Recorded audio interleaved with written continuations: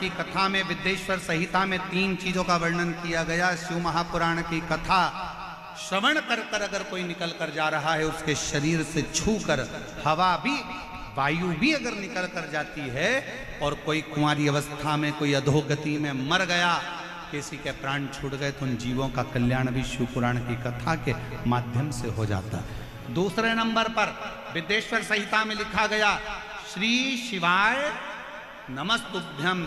इस मंत्र का उच्चारण करने वाले के मुख का मात्र दर्शन कर लेने पर हमारे संचित पाप समाप्त हो जाते हैं और अश्वमेध यज्ञ का फल मिल जाता है। तीसरी बात, शिव महापुराण की कथा में कहा गया, आपके पास में स्वर्ण दान करने के लिए नहीं है, आपके पास में भूमि दान करने के लिए नहीं है, आपके पास में अन्न दान करने के लिए नहीं है, आपके पास में मुद्रा दान करने के लिए नहीं है, आपके पास में रतन दान करने के लिए नहीं है, आपके पास में अगर जिंदगी में कुछ भी दान करने के लिए नहीं है, तो एक काम करो, एक बेलपत्री का वृक्ष कहीं पर रोपित करवा दो, कहीं एक बेलपत्री का वृक्ष लगवा दो, और उस बेलपत्री का वृक्ष की अगर बेलपत्र टूटकर किसी शंकर के मंदिर में, शिवालय में कोई भक्त चढ़ा देगा, तो आपको जीवन पर्यंत स्वर्ण दान, अन्न दान, मुद्रा दान, रतन दान, भूमि दान का फल प्राप्त होता है।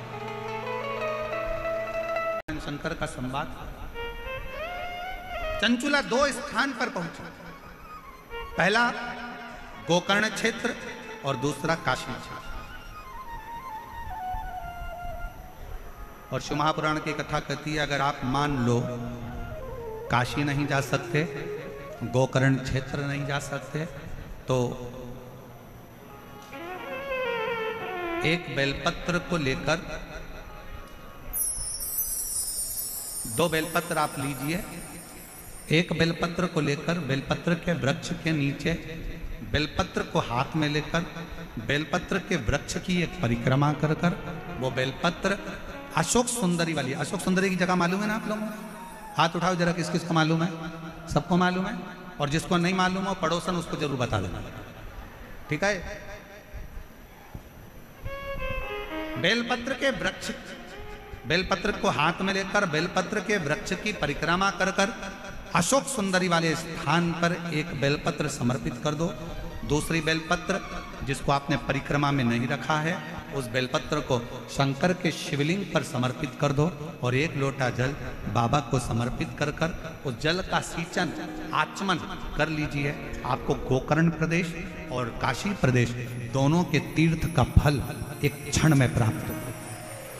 शरीर में गांठ है, गठान है,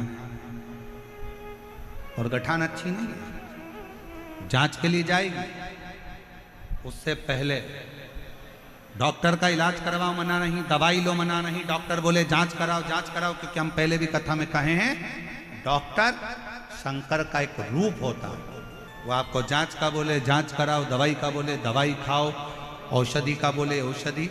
पर अगर शरीर में कहीं गांठ आ गई है, तो एक काम जरूर करो, बेलपत्र के वृक्ष के नीचे एक कटोरी में जल रखो, थोड़ा सा जल बेलपत्र के वृक्ष के नीचे कटोरी में रखो। 7 बेलपत्र उस कटोरी में,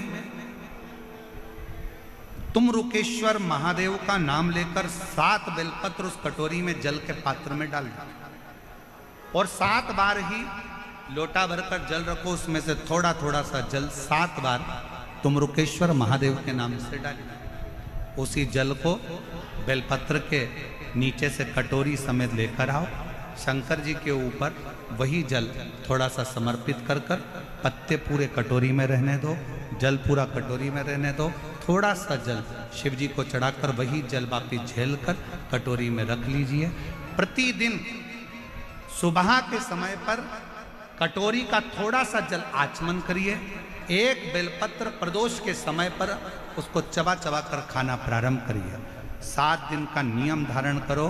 15वें दिन जाकर जांच करवाओ, बाबा ने कृपा करी तो गठान गल गई होगी। ये शिव है। कैसी भी गांठ शरीर में, कितने भी गठान, फिर जांच